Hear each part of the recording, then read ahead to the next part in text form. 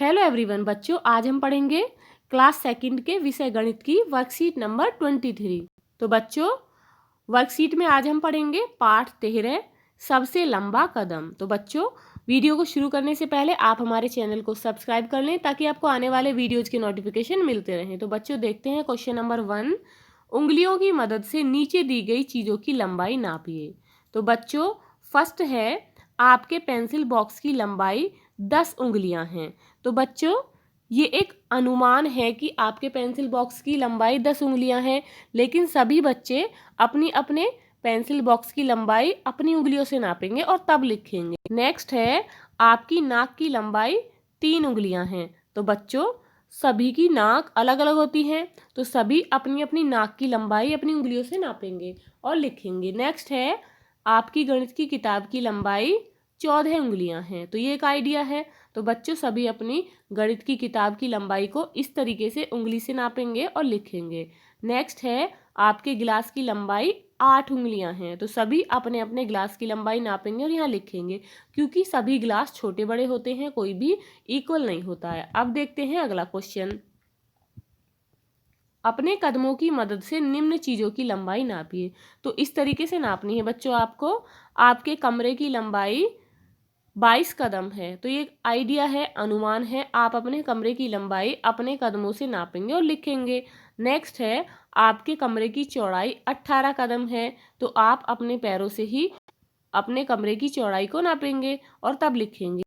Next है, आपके घर के दरवाजे की चौड़ाई 5 कदम है, यानी कि 5 कदम है। तो आप अपने पैरों से अपने जो घर के दरवाजे हैं उनकी चौड़ाई को नापेंगे और लिखेंगे। नेक्स्ट है, पलंग की लंबाई 10 कदम। तो बच्चों आपका पलंग कितना लंबा है, आप अपने पैरों से उसे नापेंगे और तब लिखेंगे। अब देखते हैं क्वेश्चन नंबर 3,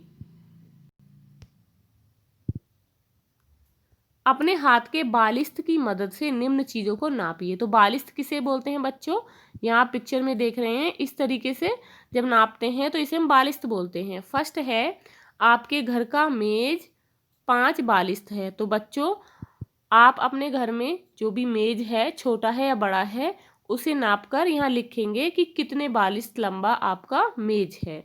नेक्स्ट है, आपकी पानी की बोतल 1 बालिस्त की है। तो आप अपने हाथ से नापेंगे कि आपकी बोतल कितने बालिस्त की है और तब लिखेंगे।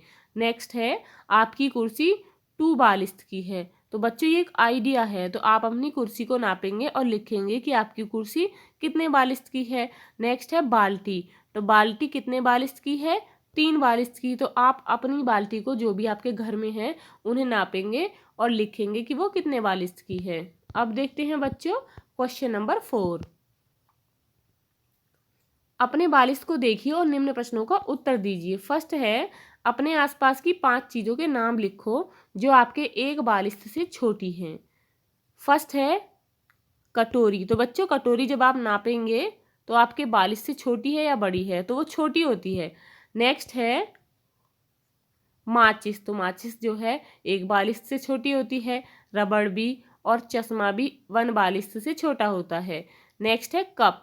तो कप जिसमें हम चाय पीते हैं वो भी 1 बालिस्त से छोटा होता है। नेक्स्ट है, आप एक बालिस्त से छोटी चीज़ों को किस चीज़ से नाप सकते हैं, लिखो। तो उसे हम किससे नाप सकते हैं, उंगलियों से। नेक्स्ट है, अपने घर के दरवाजे और उसके पास की खिड़की के बीच कितनी दूरी है, अपने कदम से नापिए और लिखिए। तो जैसे कि दरवाजे और खिड़की के बीच की दूरी 30 कदम है, तो आप अपने खिड़की और दरवाजे के बीच की दूरी अपने पैरों से नापेंगे और तब लिखेंगे, क्योंकि सभी के दरवाजे और खिड़कियों की जो दूरी होती है वो अलग अलग होगी, तो इसीलिए आप अपनी अपनी दूरी लिखेंगे। क्वेश्चन 6 है, निम्न चीज़ों की लंबाई का पहले अनुमान लगाकर लिखिए, फिर इनको नापकर सही नाप लिखिए। तो बच्चों पहले है चीज़ का नाम, उसके बाद लिखना है अनुमान में कितनी लंबाई है और फिर उसके बाद लिखनी है सही नाप। पहली चीज़ है बच्चों आपका बाल। तो आप पहले बाल का बालिस्त से अनुमान लगाकर लिखेंगे, उसके बाद फिर अपने बालिस्त से अपने बाल की सही नाप लेकर लिखेंगे। तो बच्चे यहाँ पर 0 इसलिए है क्योंकि जो बॉयज़ होते हैं उनके बाल छोटे होते हैं, लेकिन जो लड़कियाँ होती हैं उनके बाल बड़े होते हैं, तो वो अपने बालिस्त से सही नाप लिखेंगी। नेक्स्ट है स्कूल बैग। तो बच्चों पहले आप अपनी उंगलियों से स्कूल बैग का एक अनुमान लिखेंगे। उसके बाद उंगलियों के द्वारा बैग की सही नाप लेंगे और उसे लिखेंगे। जैसे कि एक बच्चे ने अनुमान लगाया कि उसका बैग 25 उंगलियों की नाप का हो सकता है, लेकिन जब उसने उसकी नाप ली तो उसकी सही नाप हुई 22 उंगलियां। नेक्स्ट है चादर। तो चादर में बच्चों आपको चादर की लंबाई का बालिश्त में अनुमान लेकर लिखना है कि वह कितनी लंबी हो सकती है।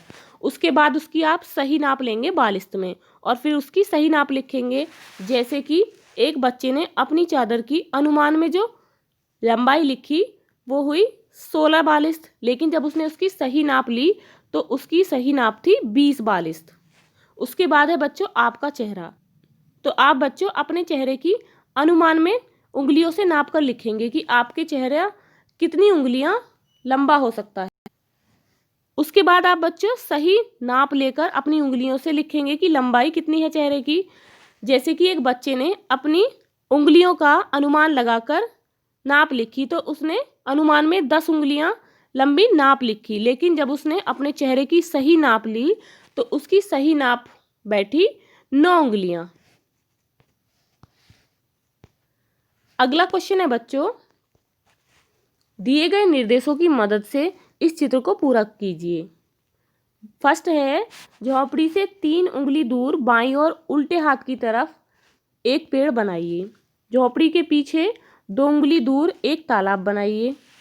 नेक्स्ट है, तालाब के 3 उंगली दूर 2 पहाड़ बनाइए। और नेक्स्ट है, झोपड़ी से 2 उंगली दूर पेड़ के ऊपर एक पक्षी बनाइए। तो बच्चों आप किस तरीके से बनाएंगे? तो बच्चों हमें पहले क्या बनाना था? झोपड़ी से 3 उंगली दूर बाईं ओर यानी कि उल्टे हाथ की तरफ एक पेड़ बनाना है। तो यहाँ पर बच्चों हम पेड़ बनाएंगे। उसके बाद क्या करना है? झोपड़ी के पीछे 2 उंगली दूर एक तालाब बनाइए। तो हम यहाँ पर इसके पीछे तालाब बनाएंगे। उसके बाद क्या करना है? तालाब के 3 उंगली दूर 2 पहाड़ बनाइए। तो 3 उंगली दूर ये 2 पहाड़ हैं। उसके बाद क्या करना है? झोपड़ी से 2 उंगली दूर पेड़ के ऊपर एक पक्षी बनाइए। तो बच्चों पेड़ कहाँ है? यहाँ पर, और इसके ऊपर हमें पक्षी बनाना है, ये रहा यहाँ पर। तो ये पक्षी है। तो आपका जो बच्चों चित्र है वो कंप्लीट हुआ। तो इस तरीके से सभी बच्चे बनाएंगे।